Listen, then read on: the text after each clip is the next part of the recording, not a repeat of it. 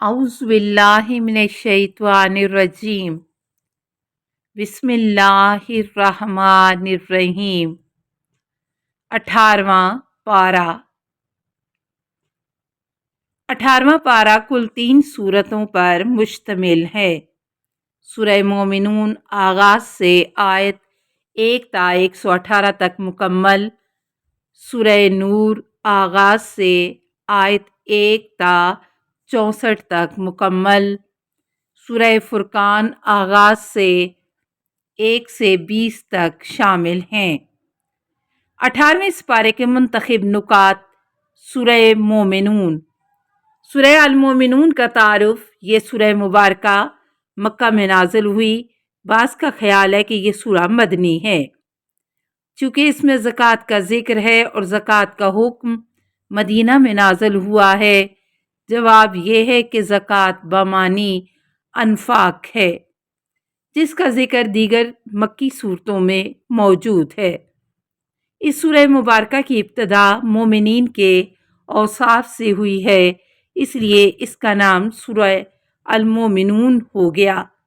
इसमें वो औसाफ बयान हुए जिनके हामिल मोमिनीन ही फलाह पाएंगे। सूरह अल-मोमिनून की फजीलत। हज़रत इमाम जाफ़र सादिक़ अलैहिस्सलाम ने अरशाद फरमाया, जो शख्स सूरह मोमिनून की तिलावत करे तो अल्लाह ताला उसका खात्मा नेक बख्ती पर करार देगा, और जब वो उसकी तिलावत हमेशा के लिए जुम्मे को करे तो उसकी रिहाइश गाह फिरदौस के आला मकाम में नबियों और रसूलों के साथ करार पाएगी। फलाह बेशर्ते ईमान। वो ईमान वाले यकीनन फलाह पा गए। आयत 1। कबूलियत अहमाल के लिए सबसे पहली शर्त ईमान है। अगर दिल में ईमान का मुहर्रक मौजूद ना हो तो इंसान के एजाज से अमल का सबूत पेश नहीं हो सकता। बिल्कुल इसी तरह अगर अमल की दलील पेश न की जाए तो ईमान का सबूत नहीं मिलता। ज़कात बमानी अनफाक, और जो ज़कात का अमल अंजाम देने वाले हैं। आयत नंबर 4। माली अनफाक का अमल अंजाम देते हैं। यहाँ इस आयत में ज़कात से मुराद अदा किए जाने वाला माल नहीं है, चूँकि वो मुतल्लिक फ़ेल है, खुद फ़ेल नहीं है। बाज़ ने इसे तज़किये नफ्स पर हमल किया है, चूँकि माली ज़कात का हुक्म तो मदीना में नाजिल हुआ था। ये सूरह मक्की है। ज़कात 2 मानों में इस्तेमाल होता है। एक वो माल जो दिया जाता है और दूसरा तज़किये नफ्स, जैसे कद अफ़लाहा मन ज़क्काहा। सूरह शम्स 91 9 नंबर आयत। जवाब यह है कि निसाब वाली ज़कात का हुक्म मदीना में नाजिल हुआ था। यहाँ वो ज़कात मुराद नहीं है, बल्कि मुतलिक अनफाक मुराद है। मोमिनीन जन्नत के वारिस हैं। यही लोग वारिस होंगे जो जन्नतुल फिरदौस की मीरास पाएंगे, जिसमें वो हमेशा रहेंगे। आयत नंबर 10 और 11। तशरीह कलमात। अल फिरदौस जन्नत के बागात में से एक बाग का नाम है। इन औसाफ के मालिक मोमिनीन जन्नतुल फिरदौस के वारिस होंगे, जिसमें वो हमेशा रहेंगे। वारिस उसे कहते हैं कि किसी का माल बिला ज़हमत उसके हिस्से में आए। रसूल अल्लाह सल्लल्लाहु अलैहि वसल्लम से रवायत है, तुम में से हर शख्स के लिए एक घर जन्नत में है, एक जहन्नुम में। कोई मर जाता है और जहन्नुम जाता है तो उसका जन्नत में घर अहले जन्नत वरासत में ले लेंगे। मजमुउल बयान ज़ैल आयत। नेकी में सबकत लेने वालों की निशानियाँ। आयत नंबर 57-61 कुरान करीम से मुतालिया कीजिए। आखिरत में सिर्फ मोमिनीन ही कामयाब होंगे। आज मैंने उनके सब्र का उन्हें ये बदला दिया कि वही लोग कामयाब हैं। आयत 111। तुम्हारे तमस्खुर पर उन लोगों ने جس صبر و تحمل کا مظاہرہ کیا تھا اس کا آج انہیں صلہ مل رہا ہے اور وہ حقیقی کامیابی پر فائز ہو گئے ہیں۔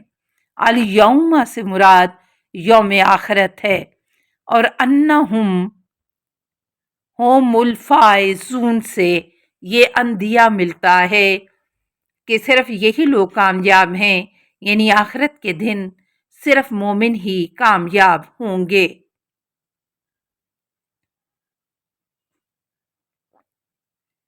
سورہ النور۔ سورہ نور کا تعارف۔ یہ سورہ مبارکہ مدینہ میں ہجرت کے 5ویں سال نازل ہوئی، چونکہ واقعہ افق 5 ہجری کو غزوہ بنی مستلق کے موقع پر پیش آیا تھا۔ چنانچہ واقدی نے کتاب مغازی میں لکھا ہے کہ رسول اللہ صلی اللہ علیہ وآلہ وسلم ہجرت کے 5ویں سال دوم شعبان کو بنی مستلق کے ساتھ جنگ کے لیے نکلے اور اول رمضان کو واپس مدینہ پہنچ گئے۔ سورہ النور کی فضیلت۔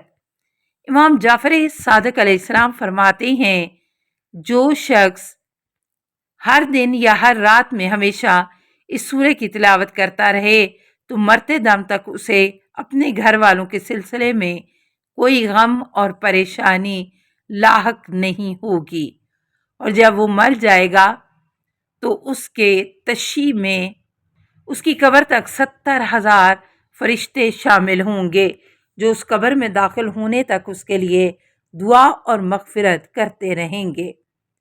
سورہ نور کے منتخب نکات۔ بغیر اجازت گھروں میں داخل نہ ہوں۔ اے ایمان والو، اپنے گھروں کے علاوہ دوسروں کے گھروں میں داخل نہ ہونا جب تک اجازت نہ لے لو، اور گھر والوں پر سلام نہ کر لو، یہ تمہارے لیے بہتر ہے، شاید تم نصیحت حاصل کرو۔ آیت نمبر 27۔ لا تدخلوا بیوتا۔ گھر انسان کے لیے امن و سکون اور رازداری کی جگہ ہے۔ گھر انسان کے وقار، ناموس اور عزت و آبرو کے تحفظ کی جگہ ہے۔ پھر گھر کی چار دیواری کے اندر انسان تمام تکلفات سے آزاد زندگی گزارتا ہے۔ افراد خاندان میں بعض تکلیفوں اور کبھی بعض خامیوں کے لیے گھر ایک پردہ ہے۔ اس پردے کا احترام انسانی عزت و وقار کا احترام ہے۔ بلا اجازت کسی کے گھر میں داخل ہونا احترام آدمیت کے خلاف ہے۔ غیر بیوتکم، اپنے گھروں کے علاوہ۔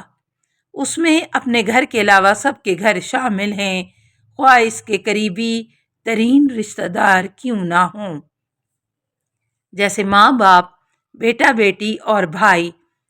چنانچہ حدیث میں آیا ہے کہ رسول اکرم صلی اللہ علیہ وآلہ وسلم اپنی بیٹی جناب فاطمہ سلام اللہ علیہا کے گھر میں اجازت کے بغیر داخل نہیں ہوتے تھے۔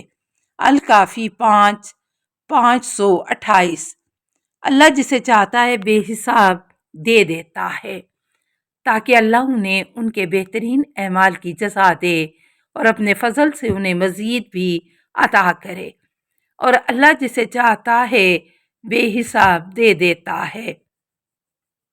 آیت 38۔ وَيَزِيدُهُم مِّن فَضْلِهِ، اللہ ان کے اعمال صالح کے مطابق میں ثواب عنایت کرنے کے بعد اپنے فضل و کرم سے مزید عنایت فرمائے گا۔ یہ نہایت قابل توجہ ہے کہ اللہ تعالیٰ مومنین کو ثواب عنایت فرماتے ہوئے صرف ان کے اعمال کو سامنے نہیں رکھے گا بلکہ اپنی طرف سے مزید تفصیل فرمائے گا۔ یعنی مومنین کو 2 قسم کے ثواب ملیں گے۔ نمبر 1، اپنے اعمال کے مقابلے میں 1 نیکی کے مقابلے میں 10 نیکیوں کا ثواب، کبھی 1 نیکی کے مقابلے میں 700 نیکیوں کا ثواب، جیسے راہ خدا میں انفاق کا ثواب ہے۔ یہ ثواب ایک حساب اور استحقاق کے مطابق ہوگا۔ دوسرا وہ ثواب ہے جو کسی عمل اور استحقاق کی بنیاد پر نہیں بلکہ اللہ اپنی طرف سے از راہ تفضل عنایت فرمائے گا۔ یہ ثواب بغیر حساب بغیر استحقاق کے ہوگا۔ البتہ یہ بات پیش نظر رہے کہ انسان کا کچھ عمل صالح ہو تو اللہ مزید تفضل فرمائے گا، اگر سرے سے کوئی عمل نہ ہو تو تفضل کی نوبت نہیں آتی۔ واللہ یرزق من یشاء بغیر الحساب، جس کے ساتھ اللہ کی مشیت ہو جائے اسے بغیر استحقاق بغیر محاسبہ عنایت فرمائے گا۔ واضح رہے کہ اللہ کی مشیت اندھی بانٹ نہیں ہوتی، وہ صرف اہل کو عنایت فرمائے گا۔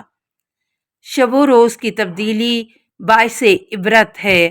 اللہ شب و روز کو بدلتا رہتا ہے، جس میں صاحبان بصیرت کے لیے یقیناً عبرت ہے۔ آیت نمبر 44۔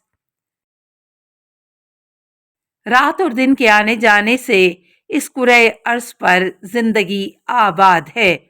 اگر ہمیشہ رات ہوتی تو زندگی ممکن نہ تھی، اور اگر ہمیشہ دن ہوتا تو اگرچہ دھوپ سرچشمہ زندگی ہے، تاہم اس کی مسلسل تپش سے زندگی ختم ہو جاتی۔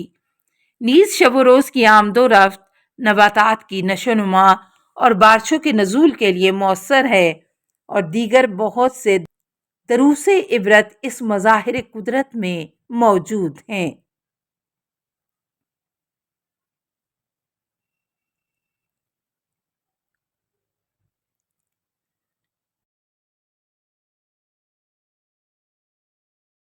سورہ الفرقان۔ سورہ الفرقان کا تعارف۔ اس سورہ مبارکہ کی پہلی آیت میں لفظ الفرقان مذکور ہونے، نیز سورت کے مباحث کے مضامین کی مناسبت سے اس سورہ کا نام الفرقان ہے۔ سورہ الفرقان کی فضیلت۔ حضرت ابو الحسن علیہ السلام نے ارشاد فرمایا، اے ابن عمار، سورہ تبارک الذی نزل الفرقان علی عبدہ کی تلاوت کو ترک مت کرو۔ جو شخص اس کی تلاوت ہر رات میں کرے تو اللہ تعالیٰ اس پر کبھی بھی عذاب نہیں فرمائے گا اور نہ ہی اس کا حساب لے گا، اور اس کا ٹھکانہ فردوس کے اعلیٰ مقام میں ہوگا۔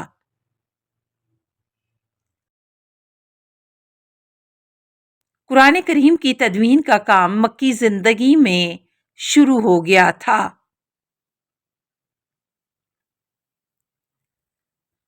اور کہتے ہیں کہ قرآن پرانے لوگوں کی داستانیں ہیں جو اس شخص نے لکھوا رکھی ہیں، اور جو صبح و شام اسے پڑھ کر سنائی جاتی ہیں۔ آیت نمبر 5۔ وَقَالُوا أَسَاطِيرُ الْأَوَّلِينَ، کہتے ہیں کہ یہ قرآن سابقہ امتوں کی داستانیں ہیں۔ اس الزام سے ایسا لگتا ہے کہ قرآن صرف ماضی کی امتوں کی داستانوں سے عبارت ایک داستانی کتاب ہے، حالانکہ ماضی کی امتوں کے واقعات قرآنی مطالب کا ایک حصہ ہیں۔ شاید اس کی وجہ یہ ہو کہ گزشتہ تکذیبی قوموں کے واقعات ان کی عبرتناک ہلاکت پر مشتمل تھے، جن سے یہ لوگ خوفزدہ تھے۔ اس خوف کو دلوں سے نکالنے کے لیے خاص کر ان واقعات کو ہدف بناتے تھے۔